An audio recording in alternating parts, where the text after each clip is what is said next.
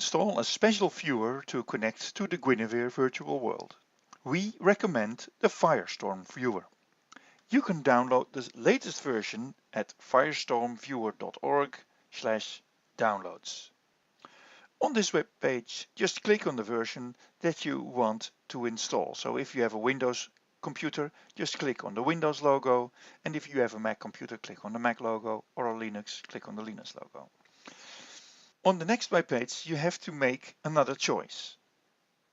The first link is a 64-bit download and the second link is a 32-bit download. So how do you know if your computer is 32 or 64 bits?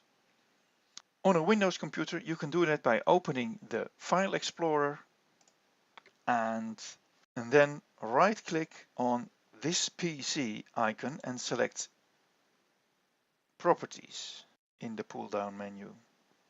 A window will open that will show the information, and here you can see this system is 64-bit operating system. So I can close this now and download the 64-bit. For Mac computers, there's only one choice, which makes it simple. That's only a 64-bit version. And if you have a Linux computer, you can also choose between 32 and 64 version, but always download the one for SL and OpenSim. Just click on the download and the download will start. As you can see now here at the bottom, the download is starting. Only thing I have to do now is click on this file and it will open. First it might ask me if I really want to install, and then here I have to select English, that's no matter.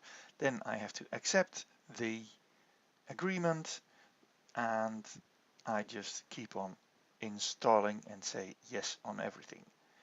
Now the Firestorm viewer will be installed. It will check for permission, and as soon as that's done, it will install the whole program. And after installing, you can close this window and you can start Firestorm viewer now and say yes. It might be that Windows will ask if this is a good program. There's no problem. If you have an older version of the Firestorm viewer on your Windows computer, you need to uninstall this before you install the new version.